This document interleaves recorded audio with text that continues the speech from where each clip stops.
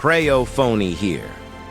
In this quick Android guide, I'll show you how to enable advanced call settings like fingerprint control and power button options. Want smarter call controls on your Android phone? These hidden settings make calling faster and easier. Step 1.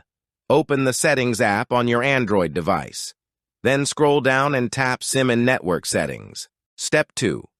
Now go to Call Settings from the menu. This is where all call features are managed. Step 3. Tap on Advanced Settings to continue. Here you'll find extra call control options. Step 4. Switch on answer calls using Fingerprint.